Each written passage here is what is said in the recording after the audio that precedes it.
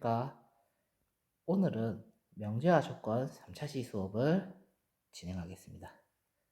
이전 시간에 우리는 조건에 대해서 배웠습니다.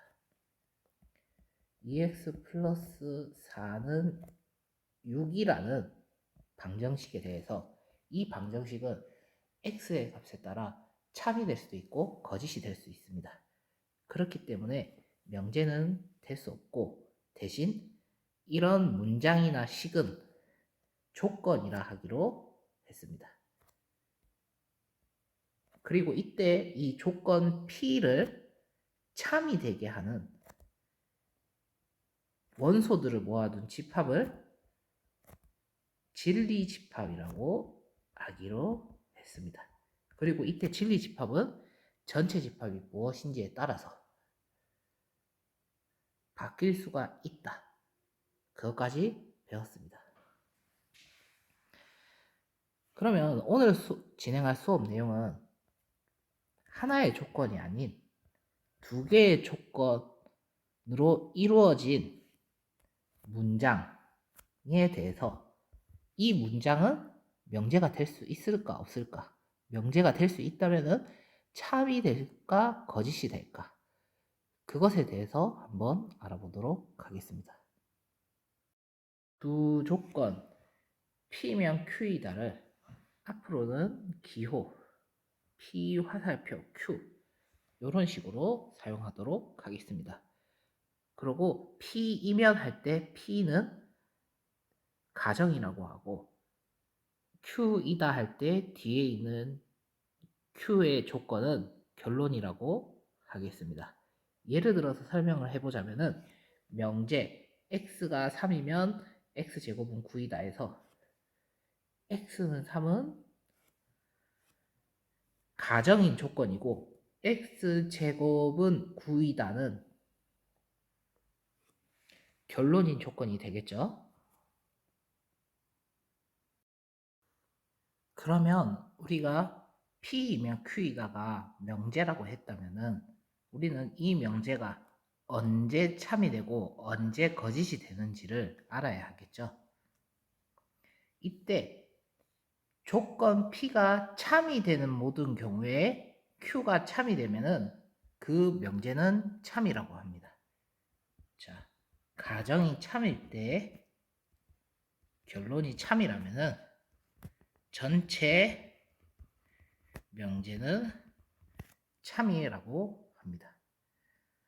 만약에 가정이 참일 때 명제가 거짓이라면은 이 명제는 거짓이 되겠죠.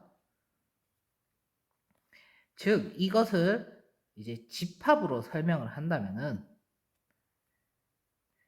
P라는 가정의 진리 집합이 참일 때 Q라는 진리 집합의 원소에 포함이 되면은 이 명제는 참이 됨을 알 수 있습니다. 한번 정리를 하겠습니다. P라는 조건과 Q라는 조건 두 조건을 있는 P이면 Q이다라는 명제는 아래와 같이 참과 거짓을 판별합니다. 그 두 조건의 진리 집합을 PQ라고 했을 때 P의 집합이 Q의 부분 집합이면은 참이라고 하거나 혹은 명제가 참이면은 부분 집합이 됩니다. 그러니까 두 개는 필요 충분 조건이겠죠. 그러면은 바꿔서 얘기하자면은 P가 Q의 부분 집합이 아니면은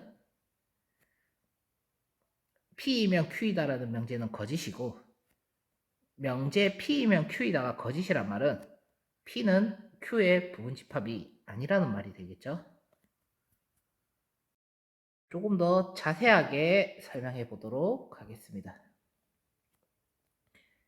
조건 P와 조건 Q에 대해서 P이면 Q이다라는 이 명제의 참거짓을 한번 표로 정리를 해 보도록 하겠습니다. 가정이 참일 때 결론이 참이면은 P이면 Q다라는 명제는 참이 되겠죠? 그럼 만약에 가정이 참일 때 결론이 거짓이다라면은 P이면 Q이다 라는 명제는 거짓이 됩니다. 그럼 만약에 가정이 거짓일 때는 P이면 Q다라는 명제의 참거짓은 어떻게 판별이 날까요? 이때는 Q가 참이든 거짓이든 간에 모두 참이 됩니다. 왜냐하면은 이 P면 Q이다라는 명제는 가정의 결론이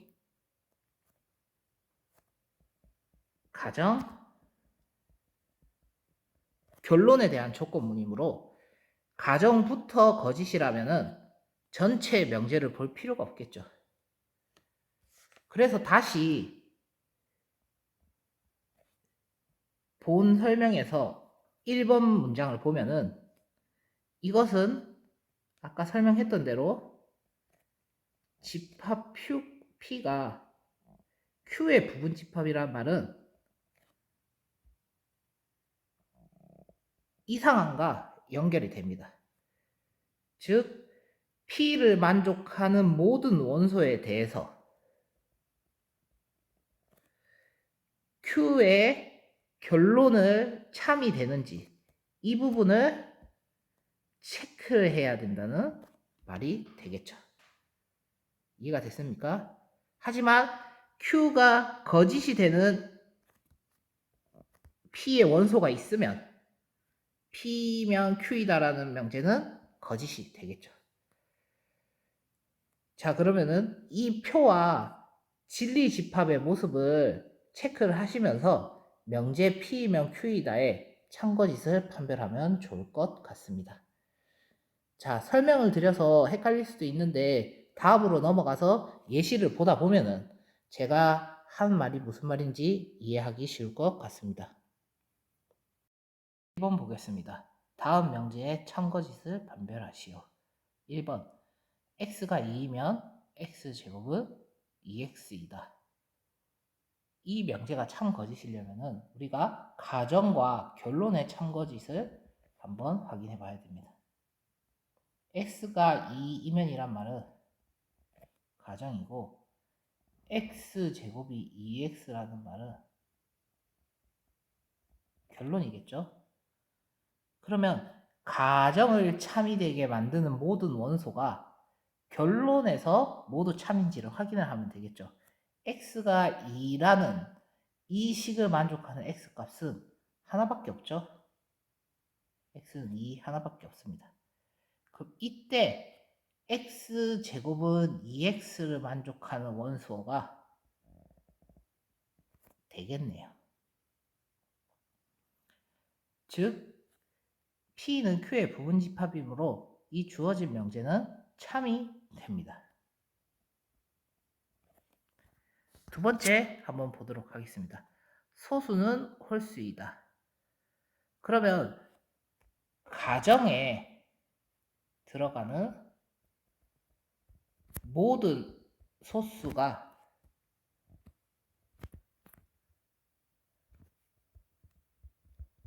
홀수인지 체크를 하면은 참과 거짓을 확인할 수 있겠죠.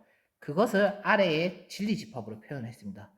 소수는 2, 3, 5, 7, 9 이런 숫자들이고 홀수는 1, 3, 5, 7, 9 이런 식으로 되겠죠.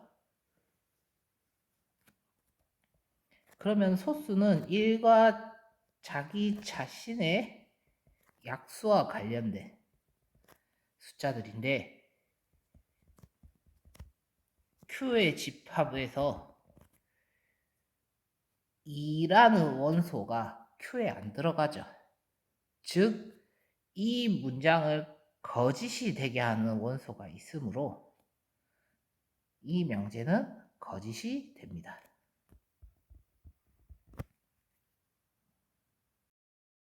다음 명제의 참거짓을 판별하시오. x가 9 이하면은 x는 3 이하이다. 자, 그럼 이 명제를 체크를 하려면 수직선으로 확인을 해서 9 이하인 모든 x가 3 이하인지 확인을 하면 되겠죠. 3, 9. 그러면 9 이하는 어떻게 되죠? 여기에 있는 원소들이 됩니다.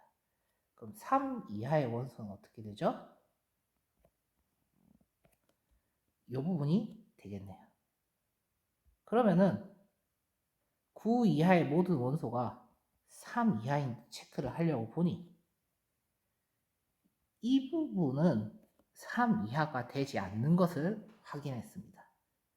즉 x가 요 사이에 있는 5라는 숫자라고 가정을 했을 때 이 p라는 조건의 가정은 참이 되지만 x는 3보다 작다라는 결론은 거짓이 되네요. 그죠? 5가 3보다 작다는 건 말이 안 되니까요. 그렇기 때문에 이 전체의 명제는 거짓이 됩니다. 문제 2번 4의 배수는 짝수이다. 4의 배수라는 조건을 P라고 하고 짝수라는 조건을 Q라고 했을 때 P이면 Q다가 성립을 하려면은 아까 말했다시피 P의 모든 원소가 Q라는 진리집합에 모두 들어가는지를 체크를 해야 되죠. 그러면 조건 P를 만족하는 진리집합을 체크를 해보도록 하겠습니다. 원소 나열법으로 정리를 하자면은 4의 배수는 4, 8, 12, 16 이런 식으로 가겠죠.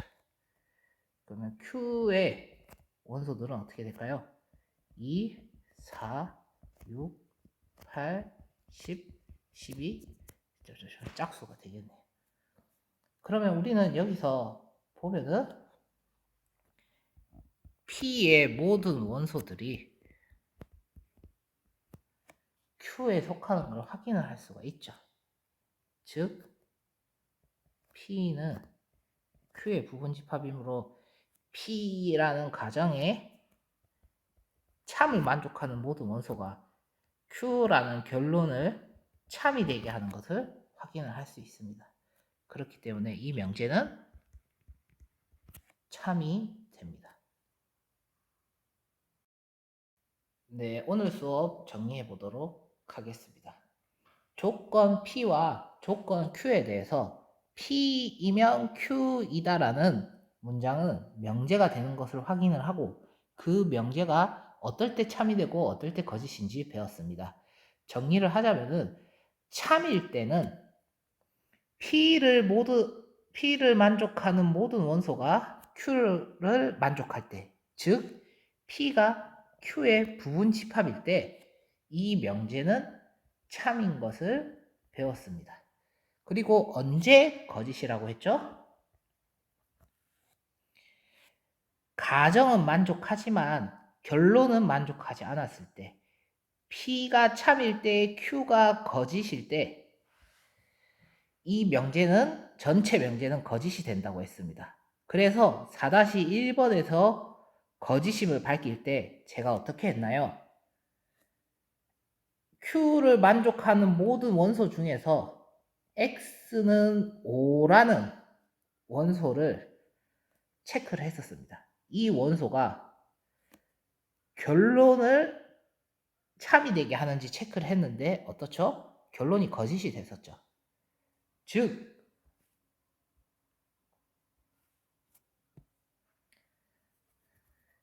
명제 P이면 Q이다라는 것은 참을 확인할 때는 모든 원소, P의 원소에 대해서 체크를 했습니다. 하지만 거짓을 판별할 때는 하나의 예시, 발레 하나만 있어도 거짓이 되구나. 이렇게 거짓을 보여줄 수 있구나. 라는 것을 알면 될 것 같습니다. 다음 시간에는 명제 P이면 Q이다에 대해서 조금 더 자세하게 알아보도록 하겠습니다. 오늘 수고하셨습니다.